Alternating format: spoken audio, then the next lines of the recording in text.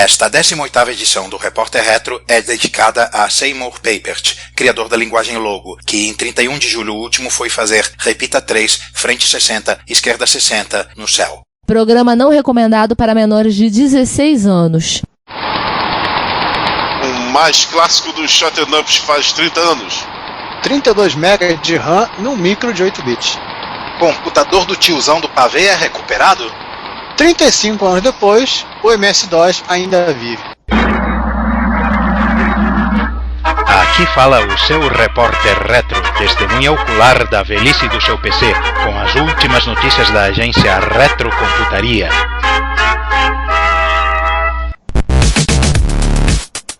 Bom dia, boa tarde, boa noite. Este é o Repórter Retro número 18. Gente, o Repórter Retro já é de maior. O Repórter Retro já pode ser preso. Polícia para quem precisa, polícia para quem precisa de polícia. O Repórter Retro pode fazer filme pornô. Sexo! Como é que eu fico sem sexo? Sim, o Repórter Retro já pode beber. Eu bebo sim. Estou vivendo.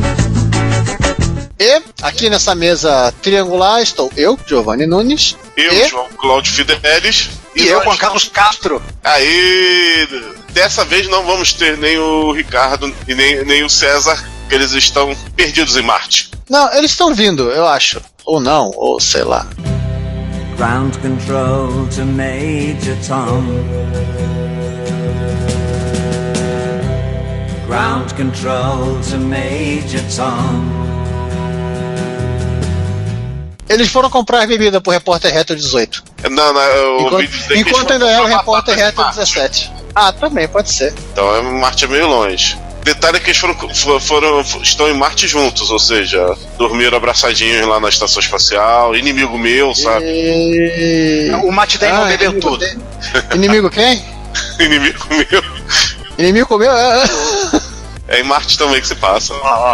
Ainda não chegou a hora da tiozãozinha. Ela vai chegar. É, sim. Começar os trabalhos. Vamos lá, começamos do de sempre, né? Olha lá, vou fazer o seguinte, já que o Juan está regressando. Ele voltou, o boêmio voltou novamente. Ele vai conduzir o episódio e começa com a nossa sessão pra lá de óbvia nesse momento. Vai. 2016 das efemérides. E tem duas efemérides que me são bem caras aí, né? De 30 e 35 anos, respectivamente. Vamos começar com a de 30. Claro que são bem caras. Você gastou tanto dinheiro só com eles. Aliás, vários de cada de um único modelo. Né? E vários dinheiros. Ó. Com este aqui eu gastei pouco, tá? Dinheiro na mão é vendaval. É vendaval. É uns 30 anos do Coco 3. Ele foi lançado em 1986, no dia... Pausa para eu ver exatamente qual é o dia do lançamento. Pera aí que eu marquei. Eu tô ficando bem organizado aqui na pauta. Pera aí, meu cachorro tá me levando a pauta. Pronto. Ué, tu fez a pauta em papel? Não era pra você ter feito a pauta em um gerador de pautas aleatório? É que acabou a luz. Ah, tá. Achei o dia. 30 de julho de 1986. Exatamente 6 anos menos um dia do lançamento do Coco 1, por acaso. Isso aí, no dia 30 de julho, isso foi lá... eu marquei o cachorro roeu aqui a minha parte. Ele foi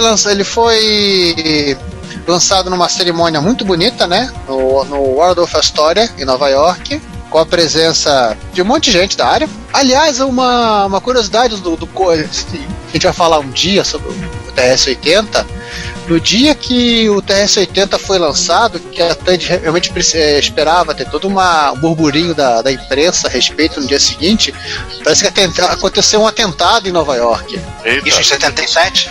Dos 80? Do TRS-80 Model 1? Aí o que aconteceu? Nenhum jornal falou sobre isso, porque não era assunto tão importante assim. Pois é, né? Mas vamos lá, o que é o Coco 3? Além de ser a terceira encarnação do TRS-80 Cola. Bom, ele introduziu uma mudança de arquitetura considerável, né? Sendo que o Coco 2 e o Coco 1 eram muito similares entre si, só com alguns detalhezinhos internos que não atrapalhavam nem ajudavam a vida do usuário. mas no Coco 3 houve melhoras visíveis, mais memória, gráficos melhores, com mais resolução e mais cores. Tudo isso porque eles substituíram vários daqueles chips padrão da Motorola, o controlador de vídeo, a SAN que controla e faz às vezes de MMU, por um customizado projetado por eles mesmos, chamado Gimme.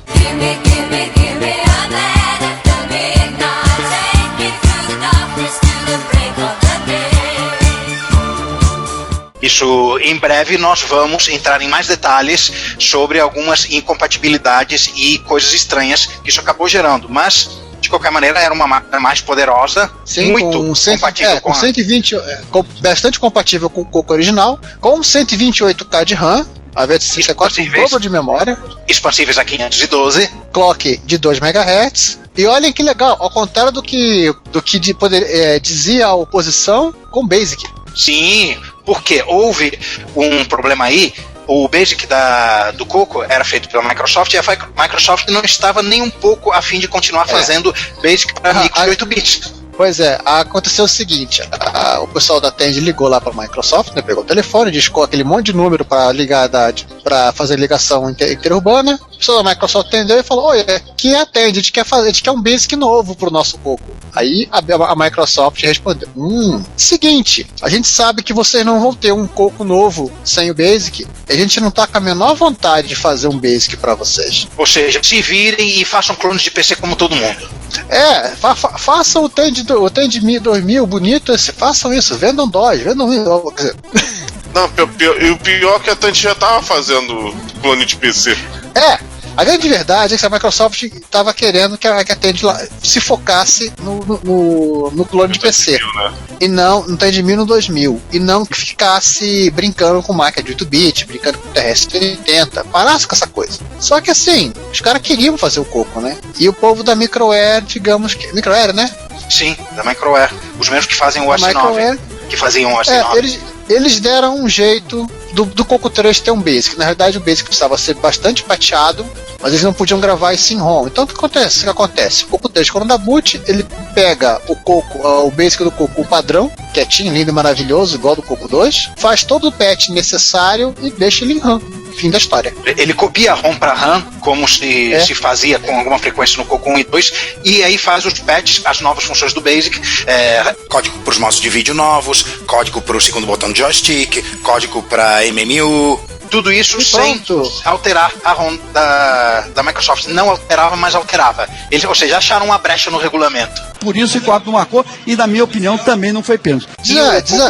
Diz a história, inclusive, que o próprio Gates estava no lançamento do Coco 3 porque ele queria saber o que os caras tinham aprontado, ou já devia ter levado os advogados para processarem a Tandy nesse processo. Né? Sobre isso não temos comprovação confiável, mas é o que dizem por aí. Mas o que mais tá fazendo 30 anos aí, João? Opa, essa é comigo. Está fazendo 30 anos, talvez um dos mais influentes shut-em-ups ou jogos de navinha que já foi feito, Gradius da Konami. Que, aliás, versão MSX. Versão do MSX e versão. Arcade. Não, versão do MSX e versão do arcade. O jogo do arcade do MSX e do NES, Famicom. A versão do arcade foi lançada há quase exatos um ano atrás, ou seja, maio de 85. Em junho de 85 foi lançado a versão do Famicom e do MSX juntas. 86, né? De 86. E um pouquinho depois, as versões do Sharp X1 e do PC 88. Por que pareça, também da Konami. Foram lançados em 86 no mesmo ano, só que o mês eu não tenho aqui, só tem a do MSX e a do NES. Foram lançadas juntas. Pra falar a verdade, a do NES são um pouquinho antes, tá em maio, exatamente um ano depois do arcade. Pode dizer então, João, que esse jogo era um jogo que particularmente a Konami fazia questão de que estivesse disponível em mais plataformas do que os outros? Com certeza. No ano seguinte, ele foi o ano de em 87, ele foi o jogo de lançamento do Sharp X68000, para vocês terem uma ideia. Primeiro jogo do Sharp X68000 e vinha junto com o micro, junto com a suíte de aplicativos do X68000, vinha um Gradius também. Olha só. Aliás, um abraço pro Cadário, que é o grande colecionador de Gradius. mas que ele descobriu essa coisa triste, que ele não vai ter tão facilmente um grade do X6000 por causa desse detalhe. O jogo vem junto com o CZ600 apenas. E aí o pessoal já regravou o disquete. Aliás, João, pra sua tristeza... Batman não via com protegido, sabia disso? O jogo do X6000 era totalmente livre de cópia de proteção. Vamos lá, vou falar da versão do MSX especificamente. Antes disso, posso falar de uma nota triste? Pode. 85 arcade, 36 MSX e NES, né? E Sharp X1 também, X8087, também na mão dos japoneses. E aí, na mão dos ocidentais, a versão para Amstrad CPC, Commodore 64 e ZX Spectrum em 87. Isso. Feito pela Imagine, e essas versões, desculpem, mas todas elas são uma bosta. Essas 3 versões não prestam. Ao contrário do Salamander, que pelo menos o do Commodore 64 é boa, mas essa aí deixa pra lá, essas 3 aí. Voltando para o Gradius, a versão do MSX é a única além do NES que foi lançada em cartucho. Todas as outras foram lançadas em disco, e a versão do MSX tem um feature que só ela tem. Uma fase a mais, que é a fase das caveirinhas. É uma daquelas fases secretas? Não, né? Não, é uma fase a mais totalmente nova, que é a fase das caveirinhas. Essa fase só veio tem outra versão lá em 91, quando saiu a versão do PC Engine, do videogame PC Engine. Também tem a fase da caveirinha. Isso não é easter egg, né? É fase normal. É uma fase normal. A fase de bônus tem todas as versões. Aquela fase você tem que entrar em certos lugares para ativar, né? Todas as versões feitas pela Konami. Eu não boto a minha mão no fogo das versões dos micros europeus, tá? João, posso só dizer que a versão do PC 88 parece uma versão melhorada do Super Cobra, pela profusão de cores do jogo? Ué, mas foi bom você ter dito isso. Segundo a própria Konami, o Gradius é o filho do Penetrator, o Scramble, que no Brasil foi chamado de Penetrator. A versão modificada do Scramble pela própria Konami é o Super Cobra. Não, porque assim, a limitação de cores, de 8 cores do PC-88 deixou ele com um visual muito simples para um jogo de espaço. Sim, mas qualquer semelhança com eu vou aproveitar e vamos falar um pouquinho do jogo. Exatamente, o Gradius é um scroll horizontal, jogo de navinha de scroll horizontal, Shut 'em Up, que é a evolução do Penetrator. Engraçado a gente falar esse nome, porque o Scramble era chamado assim pera aí, agora pode, porque o Repórter Reto tem 18 anos, tá no número 18. Então, Penetrator, hein? Ó, Penetrator, 18 anos. Não é o que vocês estão pensando. Bom, o Scramble aqui no Brasil não é conhecido por esse nome, é conhecido pelo nome de Penetrator, apesar que ele é mais conhecido pelo Super Cobra, quase todas as versões domésticas do jogo da Konami, inclusive o MSX, tem porte do Super Cobra, não do... pra caramba, né? E não do Scramble. Eu nem lembro qual era o nome que botaram naqueles flippers da Taito do início dos anos 80. Tinha Scramble, mas acho que cada gabinete eles botavam um nome genérico qualquer. Era Penetrator. Acho que eu teria me lembrado se tivesse escrito Penetrator numa máquina de arcade. Eu sei, a tua tiosice inerente lembraria. É muito agressivo, né? Não era isso. Eu teria me lembrado. E aí a evolução desse jogo, ou seja, aquela fase da caverna do Scramble / Super Cobra, inspirou a primeira fase do Gradius. Mas ele tem um fator até hoje único. Alguns jogos copiaram ele, mas ele é uma coisa única, que é o sistema de armas, que você pega uma cápsula e você escolhe, a partir de um outro botão, a cápsula, e ela faz o upgrade da arma, que é a famosa espaço, velocidade, míssil, double, que atira para cima verticalmente, diagonal, melhor dizendo, laser, autoexplicativo, option, que é a navezinha auxiliar, na realidade é uma bolinha de energia que imita o movimento da nave e o tiro. É o Minion, exatamente, é o seu Minion. Não leitura! que na versão arcade e dos consoles 16 bits era para 4, mas em 8 bits é limitado em 2. Porque tava na limitação dos sprites da MSX também. Exatamente. Né? Dos 8 bits em geral, no NES, todas as versões 8 bits não, o Salamander tem três options que você pode ter. Ah, sim. Quando você joga com um jogador, quando você joga com dois simultâneos, cada um tem 2 só. Eu acho que é porque eu tô falando do Gradius 1 especificamente.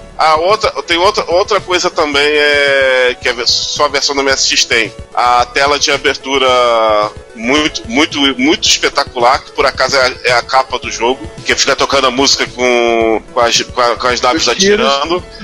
Ô João, é o seguinte, aliás, essa capa aqui, ela pagava na sua consciência Mega RAM, né? Pois é. Ou seu Drive, porque depois foi convertido para Drive. Jogo de disco. E para terminar da barra, o Shield, que é o seu escudinho, que são 2 barreiras que ficam na frente da sua nave. Force Field, o farol de milha. Force Field veio só na segunda versão, campo de força. O Gradius tem uma licença poética das fases, são fases lisérgicas que mais tarde você vai ver também em outros da série, como labaredas de sóis, com criaturas tipo dragões, que remete muito ao anime Space Battleship Yamato, por isso que eu digo que conhecido como Patrulha Estelar no Brasil e Star Blazer nos Estados Unidos, por isso que eu digo que esse anime ele inspirou joguinhos de nave japoneses, até porque o mote é esse, nave solitária destruindo um Império Galáctico com milhares de naves. Sim, ajude-me, Obi-Wan, você é minha última esperança. Exatamente. E você vê esses signos presentes no Gradius. Outros Shatternops também, mas o Gradius ele é mais forte em ver essas referências das fases com as situações do anime. Fica aí a curiosidade, tem muita referência. I understood that reference. Sim, o Planeta 11 tinha Moais também. É verdade. Planeta Brumus tinha os Moais lá que os fuzileiros espaciais ficavam guardando lá. Então tá aí uma coisa que vai explodir a cabeça de muita gente. Acho que muita gente não fez essa correlação. E a versão do Famicom, segundo a Wikipédia, vendeu 1 milhão de cópias. Eu acredito que a versão da MSX também vendeu bem, deve ter vendido. Do detalhes, 1 milhão de cópias só no Japão, gente. Teve a versão americana do NES louco. E a versão europeia da MSX. Agora é aquela minha pergunta: nos Estados Unidos saiu como Gradius ou seu lance é só na Europa? Nemesis é só na Europa. Gradius nos Estados Unidos e no Japão. Em compensação, Salamander nos Estados Unidos é Life Force. Sabe-se lá por que motivo?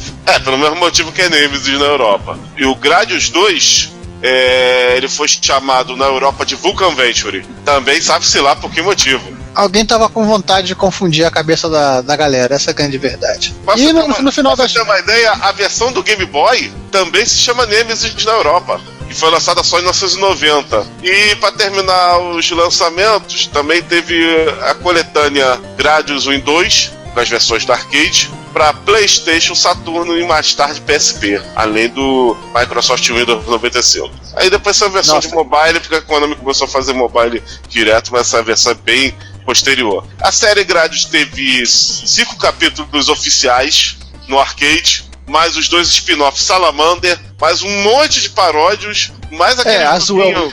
O paródio não vale que é zoeira. É zoeira, e tem a zoeira da zoeira que é o Otomédios. Otomédios, gente, é o paródios do paródio, acredite se quiser. O e jogo pra fechar, também... né? E pra fechar, o jogo voltou ao ciclo, porque ele era... Se ele teve influências de um anime, ele voltou a ser um anime de ficção científica. Foi lançado no Japão em 1991, a série Salamander, e cada capítulo, são três OVAs, cada capítulo é um jogo. Ou seja, o primeiro capítulo é Gradius, o segundo capítulo é Salamander e o terceiro capítulo é Gradius 2. E só para terminar, né? E para terminar, como todo jogo que faz sucesso, ele teve bilhões, zilhões e trilhões de cópias, talvez sendo mais notório o R-Type. Sim, eu acho que o R-Type é inclusive um outro caso à parte, porque ele inovou também muita coisa. Tem também o Darius. Olha o nome, Darius, da Taito. Os inimigos são frutos do mar, são peixes, são lagostas. Mas esse daí a gente vai deixar por ano que vem, né? Darius e R-Type, ano que vem a gente fala deles dois. A gente, aguardem e lembrem a gente, porque agora vamos falar de um jogo do computador que também tá fazendo aniversário. Sim. Deixa eu só falar uma coisa rapidamente. Não, peraí, vai. É que que eu tava falando do sistema de armas. O sistema de armas do Gradius foi copiado pelos jogos da Toaplan, de Lap Flight, que é um jogo de 86, que saiu esse ano. A gente tá falando do port. Usava o sistema de armas do Gradius na cara dura. E que o Gradius é o primeiro jogo a ter o famoso código Konami Code. Cima, baixo, esquerda, direita, B e A no NES. Sim, aquele mesmo do Detona Ralph. Aquele mesmo do Detona Ralph. Então, eu não podia terminar a grade sem fazer um macetinho. Tá bom, agora a gente vai passar pro principal. Esse cara não tem, apesar de ter muito parecido com o MSX em algumas coisas, infelizmente ele não teve um Gradius, mas ele teve um joguinho razoavelmente parecido. Ele teve o Scramble. E teve o Parsec, né, Juan? O Parsec, é o TI 99-4A, lançado em junho de 1981. Ele não é o pioneiro da arquitetura, né? Porque antes do 4A existia o 4, né? O TI 99-4, lançado em 1979. Só que ele era muito caro, tinha um teclado de chiclete lento, tinha alguns. Ele vendia obrigatoriamente com monitor, tinha um modulador de RF que gerava interferência, depois justamente aquela mesma situação do TRS-80 Model 1. Fizeram um Model 3 para escapar da Anatel lá dos Estados Unidos. Bom, resumo da ópera. O micro dessa arquitetura que realmente vendeu e que realmente fez sucesso, está fazendo 35 anos, é o TI 99-4A, que tem como jogo flagship, né, o mais famoso, um shoot'em up horizontal que na verdade não existe em nenhuma outra arquitetura, que é o Parsec. Que ele tem alguns detalhes de jogabilidade muito interessantes e bastante diferentes de outros shoot'em ups. Ele não é tão visualmente sofisticado em termos de encher os olhos de coisas na tela, de grandes gráficos, números de cores, mas ele é muito legal de jogar, muito legal de jogar. E usa o módulo de voz, né, que se eu não me engano, sim, ele junto com o Intellivision que foram os primeiros que surgiram com isso, né? O Intellivision, se não me falha a memória, foi primeiro, porque o Intellivision é de 79 mesmo. Aliás, quem fazia o chip de síntese de voz mesmo? No Texas era a própria Texas, era um chip da própria Texas. No Intellivoice e no Odyssey é um da General Instruments, que eu não me lembro do código agora. Que também é o chip de síntese de voz na Speech Sound Pack do Coco. Aliás, só pra gente fechar essa coisa divertida, o TI 99/4A também diz respeito à troca do BDP. Ele passou a usar o 99. Peraí, cadê o datasheet? Não, não, é mentira, eu não tenho datasheet na mesa. Ele passou a usar os VDPs da TMS 9918A, 28A e 29A, os TMS com A no final, que corrigia um bug de mapeamento, se não falha a memória. Sim, eu tenho o datasheet impresso aqui à mão. Eu tô com um artigo aqui que diz que o 9918A tinha modos de vídeo que o 9918 não tinha. Isso é verdade ou é invenção do cara? Aonde tá isso? Esse link que você postou aqui? Sim, é do Stephen, não sei lá das quantas, artic6.htm, esse link aí. Eu acho que é o contrário. O /4, ele não tinha alguns modos de vídeo. 4A passa a ter. Sim. Outra coisa interessante é que o 4A também usa uma iteração posterior do processador. Ele tem uma instrução de assembler que o 9900, a versão do 4A, tem uma instrução, tem um opcode que o 9900 do anterior, né, do 4, não tem. Olha. Shop, External Operation, uma É algo para fazer aquele I/O maluco mapeado que o TI-99 4A tem. Aliás, ele tem uma arquitetura de I/O dele, de acesso a periféricos, é uma coisa muito louca. A gente já mencionou isso em outros podcasts e não vamos entrar nisso agora, que senão a gente mergulha na boca do coelho. Procure o nosso episódio a respeito do Texas e se divirtam com as informações que estão lá. Agora, vamos trocar de sessão. Eu quero entender isso aqui. Chame aí, vamos entrar na sessão Hackaday, porque eu quero entender essa porcaria.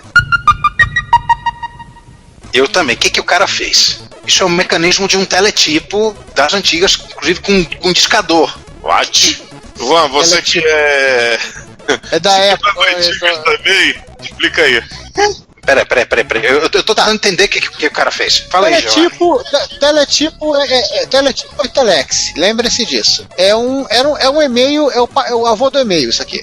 Você tinha uma máquina de escrever que era ligada na linha telefônica que você usava para enviar e receber mensagens de texto. Isso é o teletipo. Definitivamente não é do meu tempo. É uma coisa que, sim, bem antiga, né? Tanto que eles já existiam na época da Segunda Guerra Mundial, década de 40, se não falha a memória. Quer dizer, de um jeito, e o que o cara tá fazendo aqui é que tá trazendo esse bichão à vida. Aliás, era um terminal serial só com teclado. Sim, essas coisas aqui, inclusive, foram os primeiros teclados de computador, por assim dizer. E esse modelo aqui, inclusive, ele tem uma entrada para fita, pelo que dá para entender. Fita cassete? Fita de papel. Ah! Fez umas plaquinhas bonitinhas aqui, hein? Já tem até a parte 2 aqui. No livro Prime the Pump, esqueci o nominho do moço agora. Eu sou uma negação para nome, eu vou ser sincero com vocês. Se eu não tivesse anotado no meu RG, eu não saberia nem meu nome. Pô, Giovanni, tu não é tão bituso assim, ou é? O Prime the Pump do David e da Teresa Welsh, ele conta que uma das primeiras coisas que ele fez com o TRS-80 deles, quando ele estava começando a escrever o processador de texto, o Lazy Writer, é que um cara falou assim: cara, sei de uma empresa que está vendendo uns teletipos super barato. O cara falou, comprou um. Era um teletipo do final da década de 40. Geralmente um tijolo. Ele era TTY, ele era serial, mas o troço sequer era ASCII. Aí uma das primeiras diversões. Era uma impressora. Ele conseguiu comprar uma impressora tipo por $50. Se não era ASCII, era provavelmente ABCDIC, né? Padrão IBM, não? Não. É uma outra coisa. Uia. Só vou dizer que eram os caracteres da Sinclair, né? ZX80. Não, também não, né? Não. Isso aqui foi invenção do próprio Sinclair. Até o finalzinho aqui eu conto o que era. Eu vou procurar aqui. Então assim, eu parei de ler, eu parei para leitura para poder procurar o que era isso. Aqui eu achei, ele comprou um teletipo modelo 15, ele comprou por $50. Ele comprou a impressora por $50. Bota o link aí no chat. Não, eu tô pegando no livro. No Prime the Pump, tá certo. A gente não tô conseguindo achar o padrão de codificação dessa maluquice aqui. Ele escrevia tudo em uppercase, Aqui, achei. O troço ele não usava ASCII, não usava BCDIC, não usava a TRASC, que é da Atari, não usava aquele ASCII da Commodore, CBM ASCII, ele usava o Murray Code. É o código do Murray. Não é o código daquelas máquinas de jogar fantasma, dos casos fantasmas, não, né? Não é o Bill Murray, não. Não. Murray Code ou Baldot Code. O Murray Code, ele é de uma adaptação feita em 1901, pra vocês terem a ideia da idade disso. Muito bom, cara. Aí você achando que só as pessoas começaram no ASCII. Não, teve coisa anterior. Mas vamos voltar pro teletipo aí, o que vai ter? É assim, a gente falou, enrolou. Vamos falar o principal.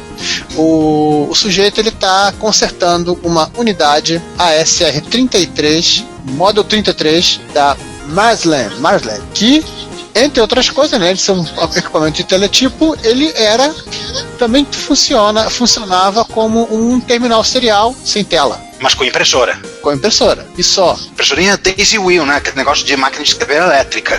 Sim, não tinha necessidade de velocidade nesse tipo de coisa aqui. Você tá querendo muito, né?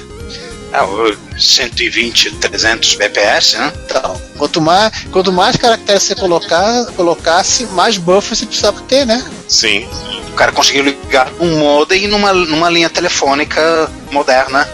Enquanto ainda existem linhas telefônicas, não? Bem breve elas acabarão junto com as linhas de telefone celular. Provavelmente um pouco antes. Vamos falar de coisas mais novas, então. Sim, bem mais novas.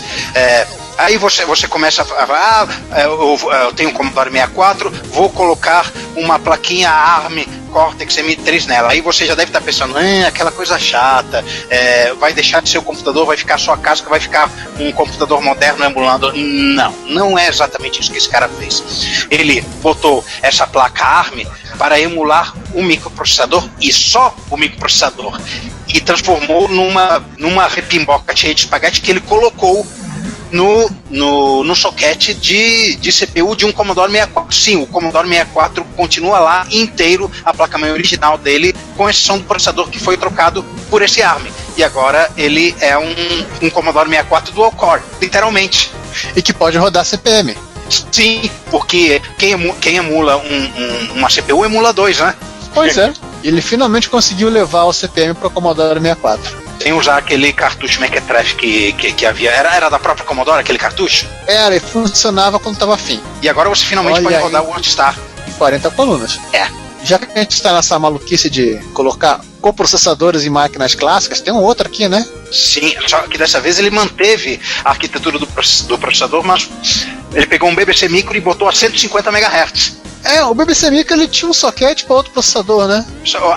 A primeira manifestação do processador ARM no mundo real foi justamente como coprocessador de um BBC Micro. Só depois que ele apareceu numa workstation própria, né? Eles aproveitaram o fato de que a arquitetura do BBC Micro foi feita para ser amiga de extensibilidade e colocar opções a rodo, né? Inclusive tinha aquele qual é o nome daquele soquete de chip DIP que tem a alavanquinha para você fechar, que tem gravador de EPROM? ZIF, soquete ZIF, né?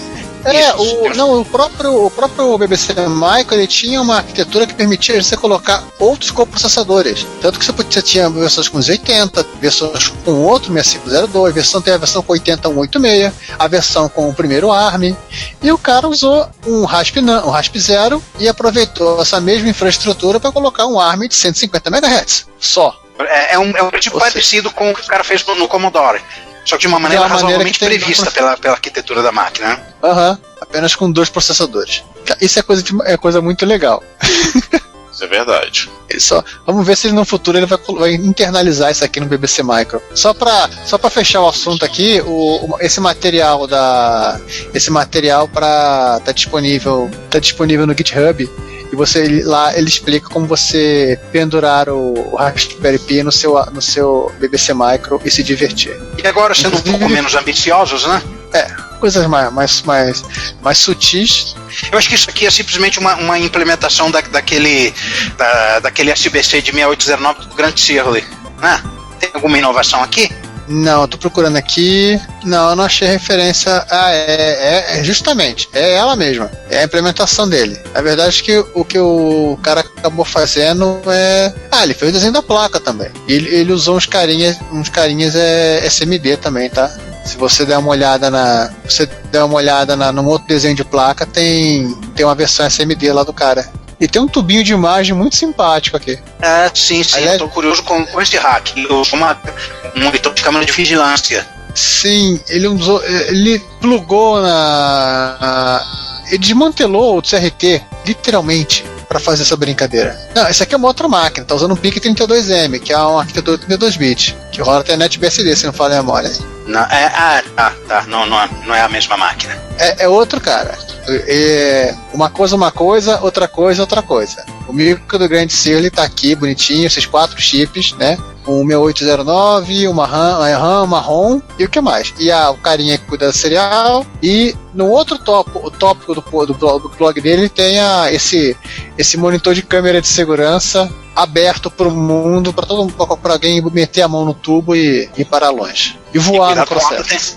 E cuidado com alta tensão, né? Justamente. E que mais? Já que a gente tá falando de... Microcontroladores podem substituir circuitos. Eu sempre achei que a distinção entre microcontroladores microcontroladores de CPU é uma coisa assim meio artificial e arbitrária. Mas Giovanni, elabore, por favor. Isso veio com a evolução da própria CPU, né? Que as CPUs que não tinham todo aquele recurso de memória virtual, para fazer máquina virtual, de memória virtual, de paginação, começaram a ser chamadas de microcontroladores. Que no final, ambas são a mesma coisa, se eu pensar bem. O Atmel é um processador assim como o Dual-Core Xeon ou PowerPC e por aí vai. A diferença é o uso que você pode ter nos dias de hoje, né? O legal que o cara fez aqui é que ele colocou um Atmel diretamente conectado a um patch. E acredito eu que o Atmel deve estar emulando o 6502, né? Ou não, né? Ele pode ter... Peraí, deixa eu ver se ele transformou isso num... Não. Ele criou um programa no próprio Atmel, ele não acessa o conteúdo da ROM patch. Ele simplesmente fez um programa de... Nossa, ele fez um invasor de corpo. Eles vivem. Ele transformou o patch num outro computador que nunca existiu. Sim, ele fez um invasor de corpo. É um snatcher. Eles invadem o patch e muda o comportamento do patch, mas o patch vira outra coisa. Tá vendo? Existe o bom e o mal parasita. O bom parasita é aquele lá do Commodore que deixa o bicho... É um simbionte. Agora você chega já transformando em zumbi, escaralhando a porra toda. Literalmente, o patch vira um zumbi. Não, legal que o software que ele desenvolveu é um programa que testa a ROM e por aí vai do patch. Isso é interessante. Agora vamos baixar um pouco mais o nível. A gente está caindo. Exceção ao teletipo, a gente está fazendo uma descida aqui e estamos chegando cada vez mais perto do hardware. Um pouquinho de história, né? Bem, é o primeiro artigo do Hackaday. Eles estão fazendo uma série de fundamentos básicos fundamentais de eletrônica. E neste capítulo, depois de terem passado pra gente a instrução de como ler um datasheet, eles estão explicando o que é um capacitor e como você fazer os seus próprios capacitores em casa. Olha que divertido. Isso é maneiro. Eles têm a história do capacitor, os anos dos pioneiros e o capacitor na era moderna. Então ele fala do jarro de Leyden, né? Por aí vai. O primeiro artigo é o grande ultra super tutorial, que estão explicando o que é um capacitor, todos os tipos para que eles servem, e o resto aqui é como fazer o seu próprio capacitor em casa, explicando os conceitos os conceitos da física aplicados ao capacitor. Olha, faça seus próprios capacitores em casa, crianças. É o famoso. Bem mais detalhado. Você que tem micros clássicos, tem a fábrica de capacitores em casa. Bem mais detalhado que aquela apostila do Instituto Universal Brasileiro. Olha, isso aqui para quem tá aprendendo eletrônica, de repente você tem uma coisa bem interessante para você aprender meio que na prática, essa coisa do como funciona e literalmente na prática. Pois é. É depois que você aprendeu como funciona e na prática, e o principal, você pode rir, tá? Eu acabei de fechar o documento da pauta dessa gravação. Ai. Dá uma olhada no chat do lado direito. O link deve estar ainda ali. Eu já abri. Foi um movimento. Acontece nas melhores famílias. Você resolveu dar uma joãozada agora. E eu te volto com você pega todo o seu conhecimento de eletrônica absorvido e tenta consertar computadores e trazê-los de novo à vida. E aí a gente entra na nossa sessão do Rise from Your Grave. Rise from your grave.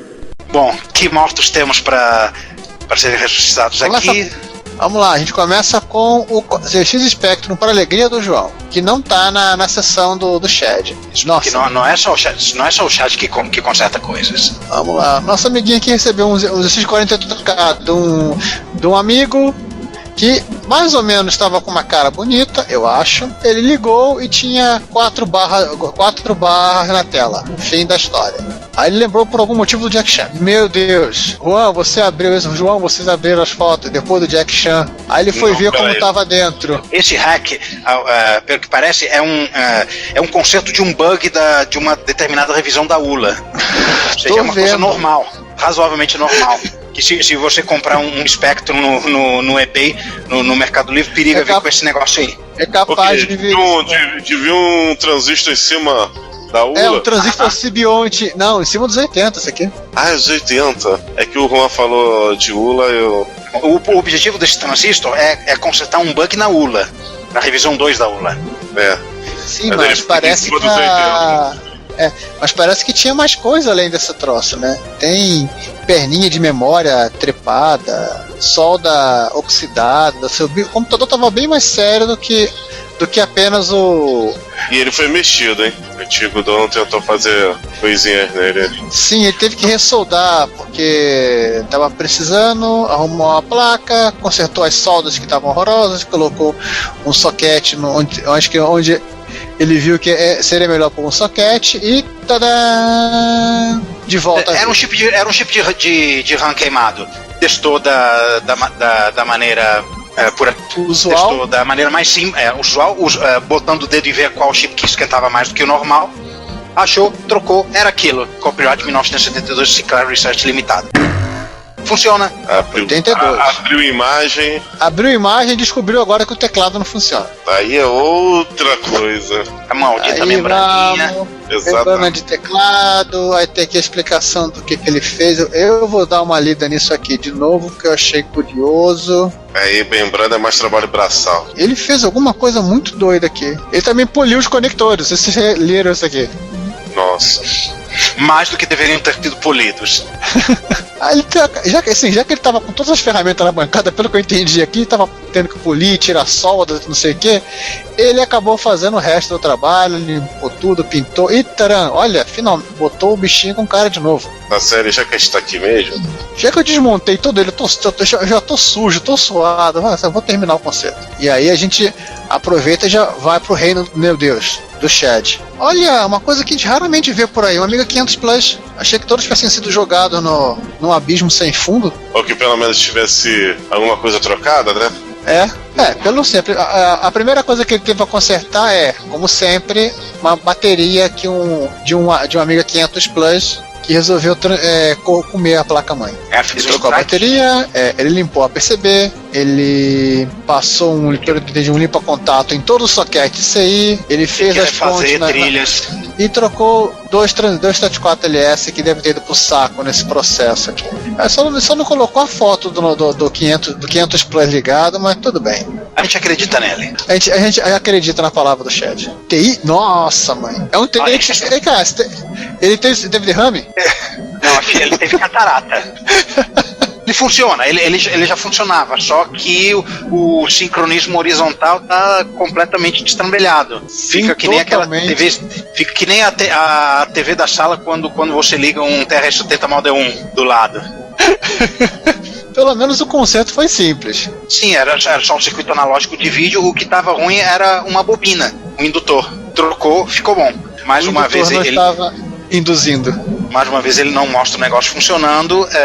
Assim, opa, mostra assim, aí ó, bonito, com a placa nua em cima da bancada, fora do gabinete. A imagenzinha agora estava no monitor. Acho que ele recebeu críticas por não ter mostrado a CBS ColecoVision. CBS?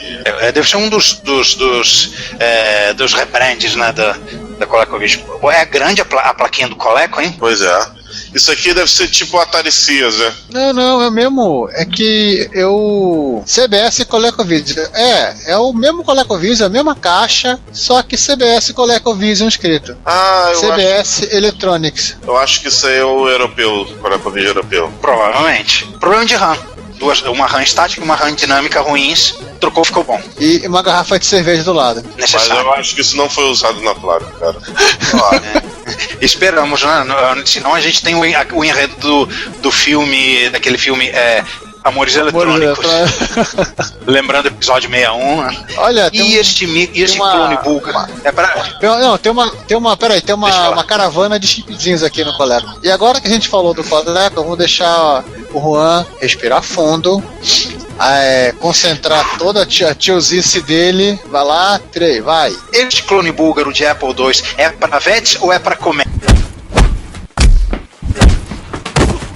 Enquanto o Juan se recupera... Vai demorar um tempo. Eu vou contar o número de slots aqui do Pracometes aqui. O Chad recebeu um Pravets 8M, que é um clone búlgaro com uma caixa assim, é simpática essa máquina.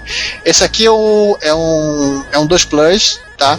Chegou a sair também na Bulgária um clone que acho que era 2E, que já vinha, ele vinha inclusive com 5 slots, já vinha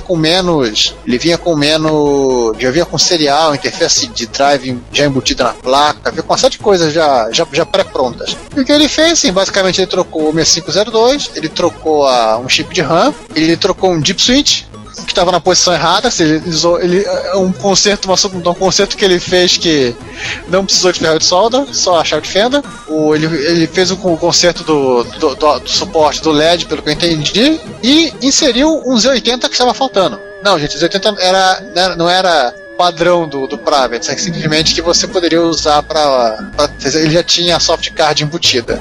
Só não tinha os 80. Ai, voltei. Pô, a gente não pode nem mais ser tiozão em paz, que droga.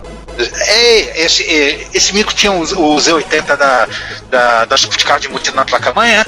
Pelo jeito tá falando que tava missing aqui. Acreditamos nós que a única função desse micro ter um Z80 é pra emular CPM. Controlador de teclado não era, né? Qual era o micro? Não. Controlador de teclado? O TK3000, porque a micro digital tinha quilos de Z80 sobrando no estoque, então podia se dar esse luxo de...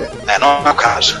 Aqui acreditamos que seja isso, né? Na casa do meu cunhado, que eu morei enquanto estava fazendo o IME, ele comprou um clone de Apple II, que eu não me lembro qual era a marca, uma coisa assim genérica, trazida extraoficialmente de fora, e que tinha um Z80 na placa-mãe também. Ele rodava CPM, só que rodava CPM em 40 colunas, né? Ela utilidade fantástica. Esse aqui eu resolvi dar um zoom na foto aqui para dar uma olhada. Ele é um pouco diferente das placas-mãe de Apple II Plus, eu estou acostumado a ver, mas dá para reparar que ele tem um socket do lado do 6502 para você colocar uns 80. Esse, no caso aqui, devia ser opcional. Aí colocou, o software reconhece e boota com os 80. Interessante isso. Eu não sabia que eles tinham isso embutido em placa. Pois é. E talvez não tenham sido os únicos. Que eu acho muito improvável que em 1985 no Brasil tivesse importado um micro da Bulgária, né? Tudo é possível nesse mundo. Se bem que os chineses se especializaram em copiar a Apple II, né? As pessoas esquecem disso. Aliás, vamos voltar um pouquinho no passado, vamos falar de Apple I. Ah, sim. Aí não é mais um conserto, Pô, camarada, eu não sei de eletrônica, monta isso aqui pra mim, por favor. O cara comprou com o Michael Illegal nos Estados Unidos o Réplica 1, então esse cara aqui. Sim, o Réplica 1. Ele comprou o Réplica 1, olha, veio um saquinho no correio, o endereço aqui, e toma! Com todas as peças necessárias para você montar o seu Réplica. O Réplica 1, na verdade, ele usa 65012, ele não usa 6502. Porque você não acha mais 6502 também. Esse aí. Esse que usa. O original, obviamente, que não usava. Porque não existia na época. Lembrar que o Oz, ele foi num evento numa feira, e ele comprou, deu os últimos $20 que ele devia ter na carteira para comprar um único 6502, que foi o que ele usou para montar o Apple I. O Oz não comprou dois 6502. Olha, que bonitinho. Não sei, se ele errasse, se ele queimasse, um abraço. Se ele queimasse, assim, ele tá ferrado, porque a Moss só fez essa venda de $20, né, naquele evento. Depois ele teria que ser um fornecedor de chip. Mas legal a montagem do Apple I. Aliás, quem quiser se interessar, acho que o Mike Legal, ele ainda tem placas de Apple I para você montar no recesso do celular com calma e paz e tranquilidade. Briel Computers também. Eu acho que o Réplica 1 é do Briel. A réplica 1 é do Briel, é pequenininha. Essa outra réplica do Mike Legal é grandona. Fiel. Depende do que você queira fazer. Não, ele tem um réplica 1 grandão e ele tem o menorzinho, que ele chama de réplica 1 Plus. Se você não se importa em colocar naquele gabinete de madeira sensacional, pra ficar com um clima retrô anos 70. Sim, você compra um verniz bonito também, pinta. Isso. Encerramos o Rise from Your Grave com um Apple I. Vamos agora pros Mano Passa. Brasil! Os Mano Passa. Vai lá, Juan. Essa praia é tua. Sim. Temos um Mano Passa só, mas ele conseguiu uma coisa fantástica. O Daniel Campos o único dono de CD 6809 da Kodimax totalmente funcionando no Brasil, conseguiu, por doação do Alexandre Filgueiras Guimarães, uma interface de disco e um drive da Kodimax. Peraí, é o único dono do protótipo do 6809. Não. E agora do protótipo e também de uma máquina completa. Não, falta televisão. Eu quero que ele tenha televisão também, igual do Manor. Sim, uma televisão da época, de 14 polegadas. A da foto. Olha, se for da Kodimax, o Daniel levanta, hein? Eu não acho que eles fabricaram nem botaram marca em televisão. Não. A TV, tem uma TV que aparece no material. Pode ser aquela televisão, só para dizer o seu setup fiel. Pois é.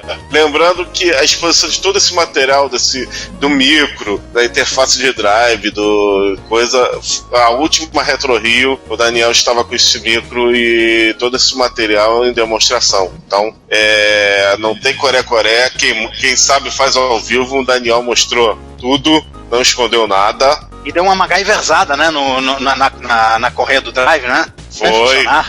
Mas isso nem é a parte mais surpreendente. A parte mais surpreendente nem é eletrônica, é estética. Sim, ele restaurou o gabinete. Nós vimos. A casca do drive tava até drive, assim, era. Calculadora. O drive era o menor dos problemas, se comparado com a aparência da caixa da interface drive, que tava quase.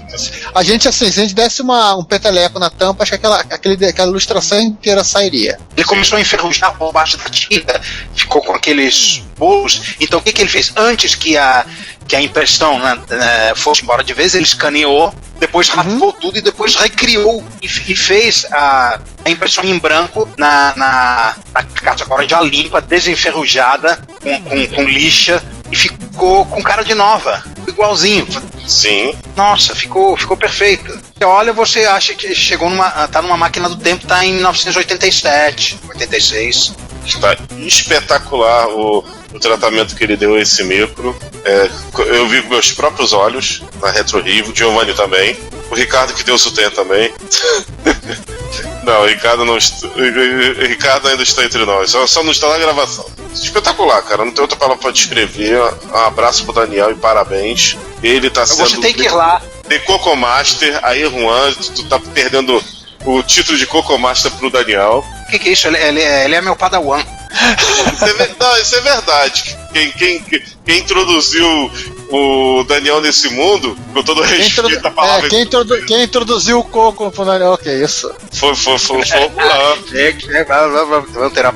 vamos parar com a tiozice. Não, eu mostrei a ele o poder do lado verde da força. Verde fluorescente. Exato. Aliás, uma coisa que ele fez, é claro, a gente desconsidera porque parece que essa interface era também protótipo. Ele consertou a furação que o estagiário fez errado. A furação da tampa estava errada. Então, assim, digamos assim que o. Ou então eles pediram, não foi nem estagiário, eles pediram pedreiro pra. O troço não encaixava, a interface não encaixava conforme a impressão, assim. No cuidado, desliga seu computador, você ligava o drive. O Kodimax estava do outro lado e você não conseguia parafusar porque você não conseguia fechar a tampa do jeito correto. Agora não tem problema, foi tudo consertado. Gente, trabalho de primeira, não tem nem o que discutir. Vamos lá e vejam. Vamos no link e vejam. Vamos no link e vejam. Vejam. Então vamos lá. Vamos para a próxima. Qual é a próxima? Vamos para as notícias que abalaram o mundo, então? Opa, e a primeira é tão retro que sai até da computação, né? Sim, justamente. Isso aqui eu tava na casa do Ricardo uma vez, tava conversando, tava falando sobre o teclado dele, a gente tirou uma dúvida, de repente descobrimos e era verdade. Que é o seguinte, você ainda consegue comprar máquina de escrever hoje, no ano da graça de 2016. Existe colecionismo de máquina de escrever. Não, eu não estou falando de colecionadores, estamos falando de máquinas de escrever novas. Opa! E, no sentido de máquina de escrever novas, não estamos falando só de máquina de escrever elétricas, estamos falando de máquina de escrever mecânicas. E assim, como eu descobri isso? Eu fui no Amazon, primeiro eu fui no AliExpress, que vende tudo. Só que lá eu não achei máquina de escrever. Então eu fui no Amazon. E lá eu achei máquina de escrever. Assim, a Brother ainda fabrica máquina de escrever, a Royal ainda fabrica máquina de escrever. Royal. Você pode comprar novas. Assim, na caixa, cheirinho de uma máquina de escrever que você acabou de tirar da embalagem. E essa da Royal é a mecânica mesmo, né? Com os Mecânica. martelinhos. Sim, e se você não quiser arriscar comprar na Amazon uma nova, você pode comprar no Brasil. Você tem empresas que vendem, compram máquinas usadas, você pode comprar uma usada, retificada e com garantia. Caramba, isso é um dos vários hobbies que eu poderia ter se o hobby da retrocomputação não estivesse ocupando espaço e tempo. Né? Olha, eu confesso rádios a válvula. Eu confesso que eu gostaria de ter uma máquina de escrever. Só pra quando o apocalipse zumbi vier eu poder escrever alguma coisa. É uma carta aos alienígenas para se afastarem da Antártida. Não, é outro filme de terror. É, por aí. E não são só as máquinas de escrever que se recusam a morrer, né? Se é algo que tem mais de 100 anos de idade, não morre porque é algo que só tem 35 morreria, né? Pois é. O FreeDOS é o MS-DOS continuando a existir como software livre. É o DOS é um clone de DOS, sim, longe da agora fora da tutela da égide fora da tutela da égide da Microsoft e da IBM. Ele continua tem uma vida autônoma e continua sendo funcional e útil para uma série de gente ao redor do mundo, né? Ele é usado em sistemas embarcados. E até em gente que eu acho que eu vi alguns anos, eu vi um PDV de alguma loja que quando eu me dei conta de que estava botando em DOS e era somente DOS, eu tomei um susto. Acho que era loja americana. O modo real ainda existe, né? O modo 8086 ainda existe no processador de qualquer PC Intel, por mais novo que ele seja. Enquanto o seu computador velho continuar acordando achando que ele é um 8088, 86, né? Ou seja, enquanto você continuar acordando achando João, enquanto você continuar acordando acreditando primeiro que você é seu bisavô e tomar aos poucos você se tocando que você é você e não um antepassado seu, o pessoal vai rodar DOS nas máquinas. O DOS triunfará. E no link a gente registrou uma entrevista, né, que o Jim Hall, o criador do FreeDOS, que por si só, ele próprio, esse clone de DOS já tá perto de ser retro, né? Ele fez 22 anos em junho. E ele fala sobre o passado, presente e futuro do sistema, do DOS, em que direção ele tá. É uma entrevista bem interessante, vale a pena ler. Só precisa saber inglês. Inglês é australiano, inclusive.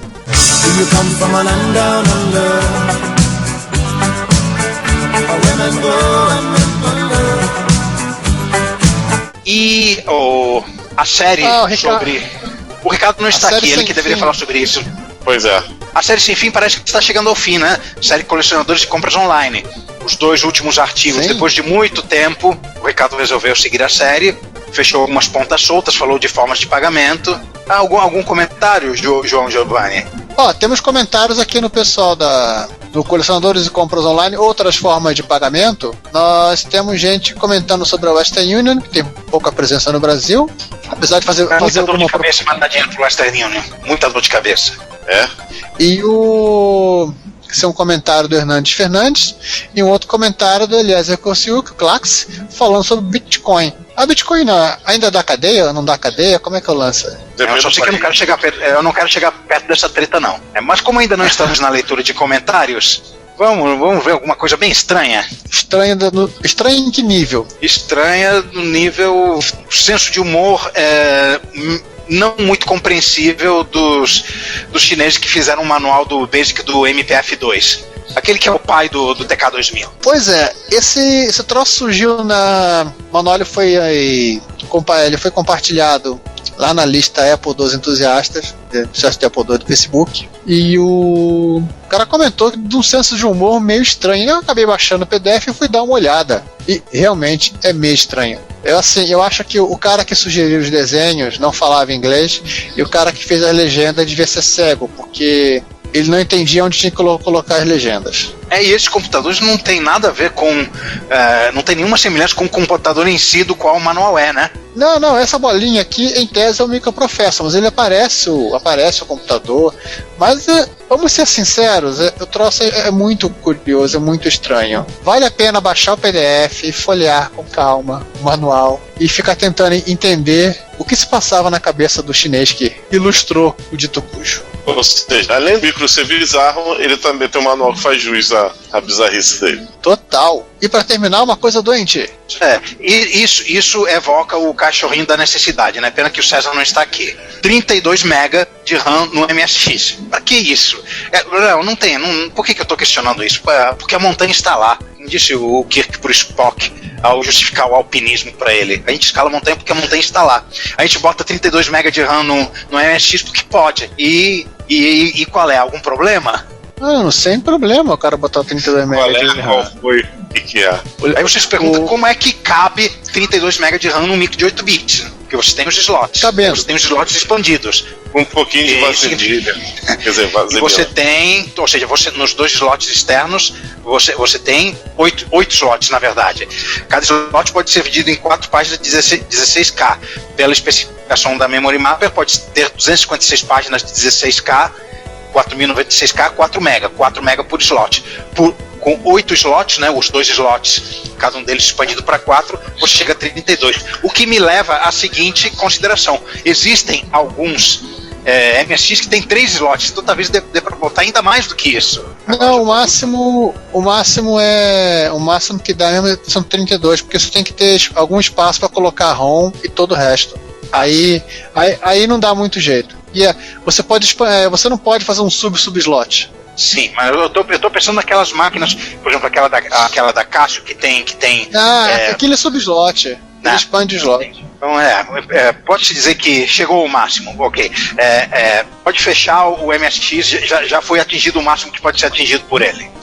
A especificação padrão do MSX, ele definia que o máximo de RAM, uma máquina de 1980, concebida em 1983, eram 4 MB de RAM. 4 MB de RAM, naquela época já era um universo. Era coisa de máquina multiusuária, de mini.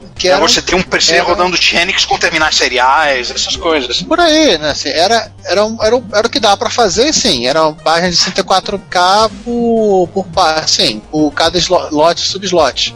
A Mapper é que expandiu esse conceito e faz o MSX chegar até 4 MB por slot. 32 MB é óbvio, os 2 slots você pode expandir multiplicado pelos bloquinhos de 4 MB. Aí você não tem nem interface disso, mas não. Aí você usa Não, você tem espaço. Você tem espaço para isso, mas assim, não queira expandir muito isso. Isso aqui no caso do MSX ele reconhece, mas eu não sei se o próprio DOS-2 utiliza, porque o DOS-2 o máximo que ele consegue mapear é 4 MB mesmo. E eu me pergunto até o que o DOS-2 consegue usar, consegue botar em 4 MB de memória. Ele faz RAM-disk. Ele faz RAM-disk.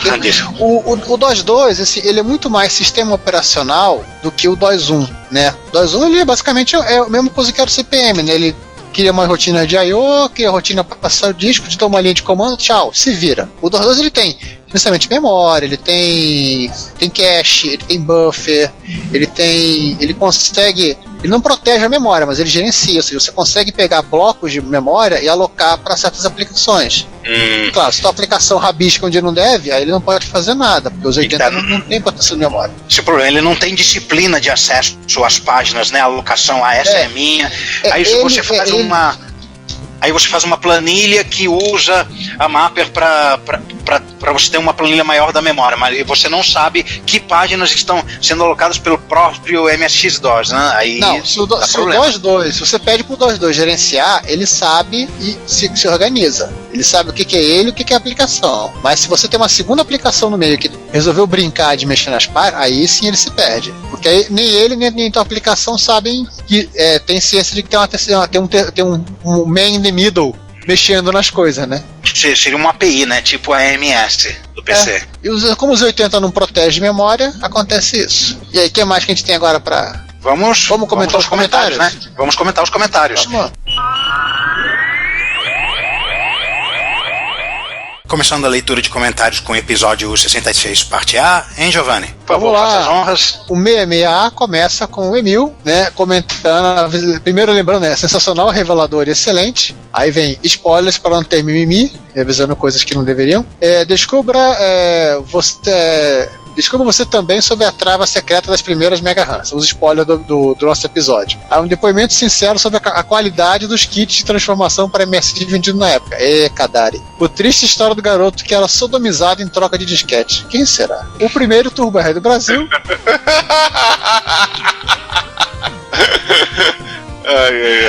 E dando a volta por cima, né? O ato fala de um rapaz que levou muito pau na vida, mas que isso aí é uma coisa que o Emil que o Emiliano e o Bellarmino vão talvez tentar discutir a respeito em Jaú ou no próximo encontro de MSX que os dois estiverem juntos. E a vida na era pré-internet banking, logística de cheques e uso de contas bancárias de terceiros. Não, cara, eu fiquei com uma agonia ouvindo aquela história do Kadar. Eu tava ouvindo a hora que ele ia dizer e roubaram todo o meu dinheiro ou algo assim.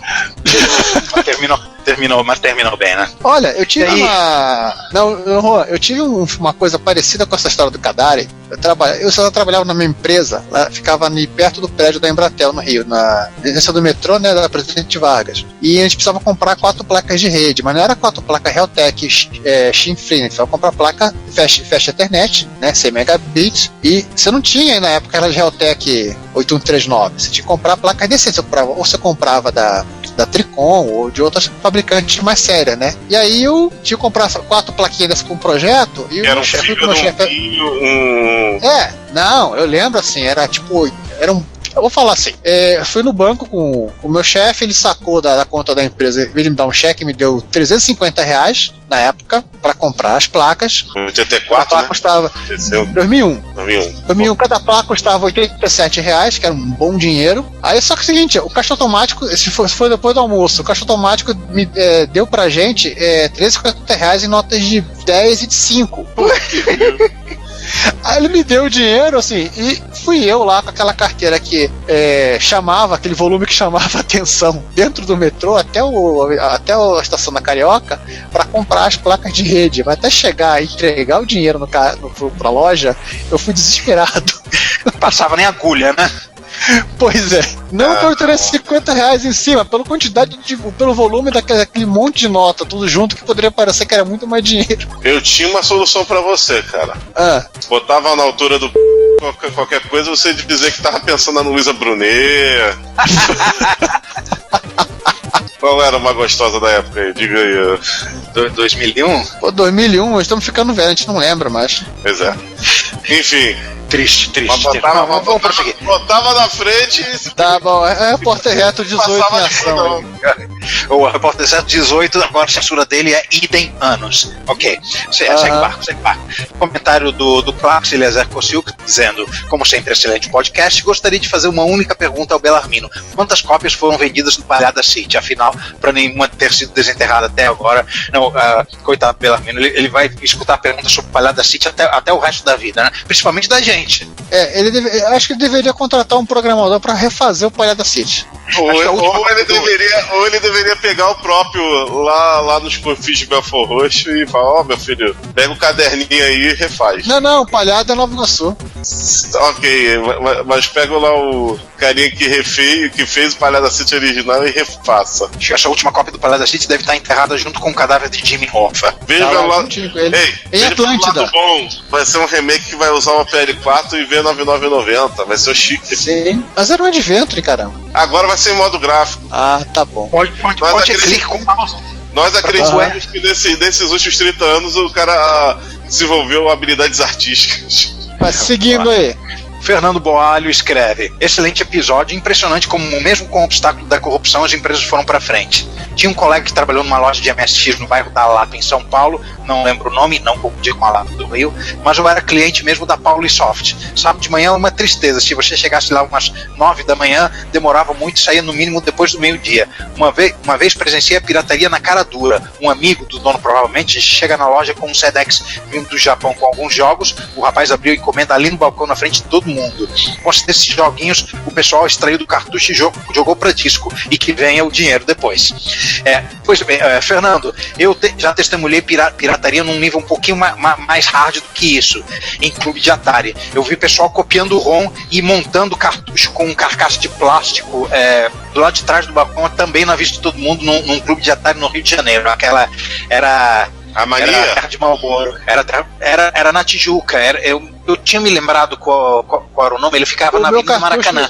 O meu cartucho do Pitfall, ele era da Atari Mania, foi comprado numa lojinha em Madureira. Eu acho que não era esse o nome. Eu há muito tempo atrás já fiz essa pergunta, ela foi respondida, o nome era esse, de lá pra cá esqueci de novo. Talvez a gente desenterra nos arquivos da vida. Foi também o cenário do meu primeiro assalto. O cara entrou armado e pegou o dinheiro de todo mundo antes de eu pagar a mensalidade de drogas. Se ele tivesse ido pra assaltar 5 minutos depois, a mensalidade teria sido considerada droga.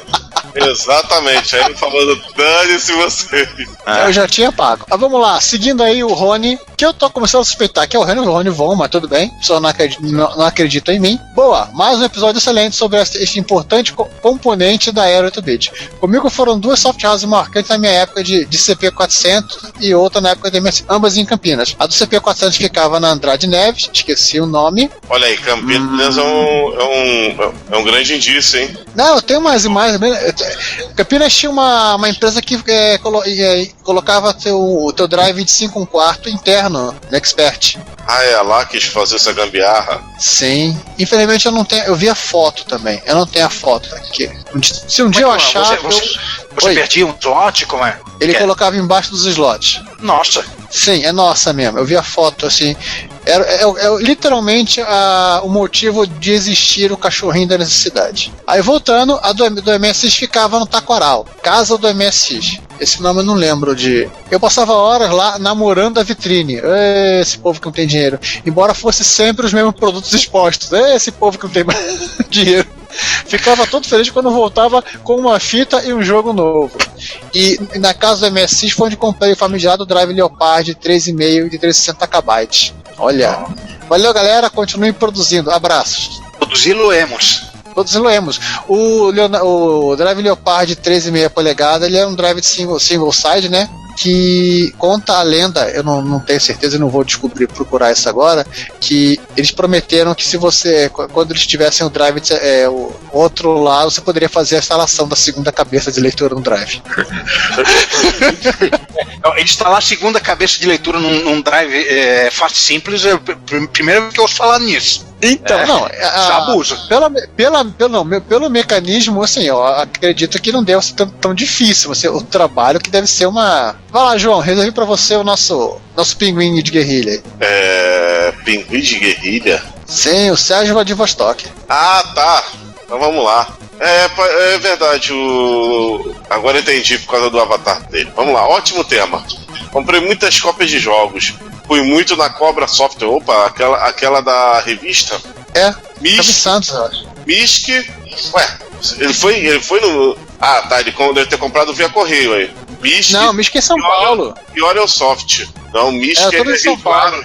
Não, Misk é São Paulo. Rio Claro, cara. Misk é Rio Claro. Eu tenho o jornalzinho do Misk até hoje, cara. Não, São Paulo, cara. Rio Claro, cara. Ih, vamos cair na porrada agora. Eu tenho jornalzinho, cara. Dá uma olhada no Datacassete que eu acho que tem um jornal do Misk.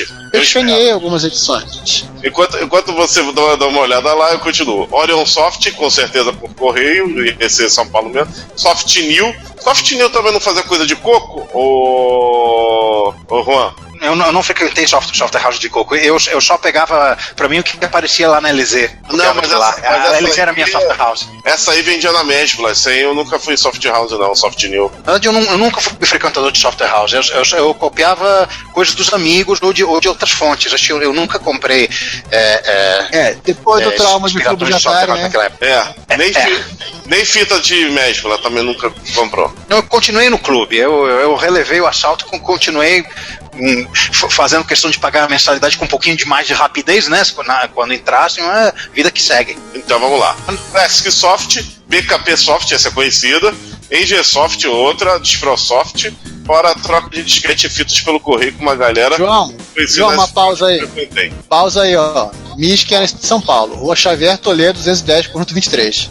Eu acho agora que como é que é? Meu cérebro me confundiu. Gama Software que era em Rio Claro. Por que eu confundi com Misk? Bom, whatever. Sei lá. Não pergunte pra mim. Esse sistema cansaço. Vamos lá. Mini encontros da região do ABC, sim. Teve pequenos encontros da década de 80 e 90 e de pessoas que conheci graças à revista CPU e MSX. Silvio Silva. Silvio Santos. Silvio Silva Cunha, de Minas Gerais. Marcelo Vieira Bertolazzi, também de Minas Gerais. Há pouco tempo acabei de conhecer o Alexandre Sampaio. Eu moro aqui em São Caetano do Sul, já vamos trocar figurinhas. Bons tempos que eu usava vários programas para a cópia de disquete. Tinha tape deck duplo para copiar fita. Eu também copiei muito essas fitinhas para vender California Games aos incautos. Haha. Mas como tudo que vem fácil, vai fácil. Depois separei da ex, muita coisa se perdeu. Eu gosto muito do episódio, estamos na segunda parte. Estamos esperando a segunda parte. Obrigado, Sérgio. E aí, na semana seguinte, veio a segunda parte e começa com o Hernandes Fernandes, seguindo o pedido do final do episódio, resolvi pesquisar o que é este tal de Pornoman. Uma rápida pesquisa na internet. A busca do conhecimento é importante, né? Conhecimento importante e relevante.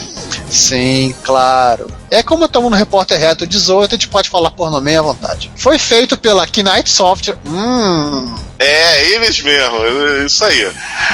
E que o jogo se destaca muito mais por ser completamente sem noção do que por qualquer erotismo. Trata-se de um jogo onde um sujeito sai correndo nu, fugindo de abelhas que tentam picá-lo no pênis. Picá-lo no pênis. Tesouras voadoras que tentam castrá-lo e de pênis voadores que tentam sodomizá-lo. Nossa, mano. Caso o jogador consiga caso o jogador consiga terminar a corrida sem ser atingido por algum desses inimigos, ele encontra uma mulher, diz com uma voz digital, oba oba, meu Deus, e aparece uma cena dele fazendo sexo com a tal mulher, terminando o jogo. Caso não consiga completar a corrida, aparece a mensagem game over. As pessoas compravam isso. Cara, as pessoas compravam cada coisa nos anos 80. Bota sexo na coisa, ela vende, né? Videojogos de Atari que são igualmente toscos. O pessoal comprava. Mas isso é assunto pra depois, né? Com certeza. Isso aí. O barco, Fernando Boalho dizendo, muito bom episódio, tomara que venham mais histórias dessa vida de Soft House. Onde vir, Fernando, onde vir. Obrigado. E o Sérgio Vladivostok, mais uma vez. O Sérgio Vladivostok, ele tá se recuperando da tendinite, ainda tá digitando pouco. Ótimo episódio, pessoal. Vida de Soft House não foi e ainda não foi e ainda não é nada fácil. Na década de 80 e 90 a turma corria atrás de aplicativos e jogos, mesmo sendo copiados para MSX por 2 amigas. Hoje o povo quer página de internet a preço de banana. Programas e jogos hoje tem os montes pela internet. Márcio, filho do Murphy. Pornoman, nunca tinha ouvido falar na época, mas estive pouco e joguei muitos. Quem aí lembra do Copo Baixaria? Copo Baixaria da Buccaneer Software. Usei muito para meus backups pessoais. Copo Baixaria não era recomendável para isso, tudo bem. Era em Basic. Esses caras são um show à parte. Deve ter cada uma. Kadaia não falou nada na segunda parte. Tem que se intrometer e soltar o verbo, cara. Falando nas Pirate Houses, estou disponibilizando alguns scans da papelada, pergaminhos que tem aqui em casa. Quem tiver curiosidade, até aqui um diretório compartilhado no Google Drive. E até a próxima. Aí o Ricardo lembrou que na verdade o Kadaia teve um compromisso, que ele teve que sair correndo no meio da gravação, de calça na mão. Acho que é algo parecido. Aí só inserimos tesouras voadoras, talvez? Não vimos a tesoura, mas porque ele estava em Curitiba. E depois inserimos a despedida dele na tal da mágica da edição. Isso que eu chamo de mágica da edição. Vai lá, João. Lembrando que nesse episódio eu não participei, por isso que eu tô bem peru de roda. Vou pular por causa que o Giovanni falou, foi o comentário do Ricardo. O Giovanni se apropriou, mas tudo bem. Sim, pega o David aí. Muito legal o episódio. Gostaria de ver fotos das viagens a Jaú. Abraços, David. Aí o Ricardo passa o álbum dele do Picasso, tem de São José dos Campos também, já ajuda. E tem o link aí pra vocês lá no Repórter Retro, a gente não vai repetir aqui. Enquanto tiver disponível o Picasso no ar, né? Cara, isso foi tão piada pronta. Não, não foi piada pronta. Tava esperando. É porque justamente o Google tá tirando do ar, né? Foi uma piada tiozão inocente, tá? Foi a piada pra ver inocente? Tá bom. Vamos fingir que acreditamos. Tudo bem. E aí, no Repórter Retro 17. A gente fala que não vai comentar o 17, a gente comenta quando a gente tá afim. Vamos lá. Fernando Boalho dizendo, muito bom podcast, muito interessante o lançamento do FPU, deve dar uma animada nos devs de MSX. Esperamos, né? Vamos ser. E o Hernandes complementa aí que quanto ao Eco 4, Se o cara que está montando o mega processador citado aqui há alguns dias consiga terminar seu processador e completar o computador para usá-lo, ele pode se declarar um herdeiro do Echo. Afinal, mega processador já tem até uma churrasqueira no mesmo cômodo para ele. Basta espalhar alguns terminais e temos uma versão moderna do Echo. Do sentido de que a máquina onde a casa faz parte do computador. Genial, genial. Adorei a ideia. Nossa. E adivinha só? Acabou! Aí. Chegamos ao fim do 18º Repórter Retro, com um pouquinho mais de coisas proibidas para menores do que a gente planejou, mas tudo bem, deve ser porque eu voltei, né? Pode ser. Voltou. E agora o Repórter Retro é de maior, pode preso. Isso. Não é mais opcional votar, tem que votar. Já pode preso e todo o resto. Gente, valeu pela paciência, pela preferência. Muito obrigado aí. E até o próximo Repórter Retro. Fui. Então vamos lá, gente. Até acabou o Repórter Retro 18. Agora Repórter Retro maior de idade, que pode ir pra cadeia. Isso é meio preocupante, hein? E a gente volta semana que vem já com um episódio... Nossa, não sei. Alguém depois vê a contagem aí que eu já esqueci. Até mais aí. Bom, gente, é muito bom estar de volta. Espero poder participar de mais podcasts, não estar no limbo como estive esse tempo todo. Obrigado por nos aguentarem e a gente se vê na semana que vem. Abraço. Se você quiser enviar um comentário, crítico, construtivo, elogio ou contribuir com as erratas desse episódio, não hesite. Faça! Nosso Twitter é @retrocomputaria, nosso e-mail é retrocomputaria@gmail.com e nossa fanpage é facebook.com/retrocomputaria. Ou deixe seu comentário no post desse episódio em www.retrocomputaria.com.br. Como sempre dizemos, seu comentário é nosso salário. Muito obrigado e até o próximo podcast.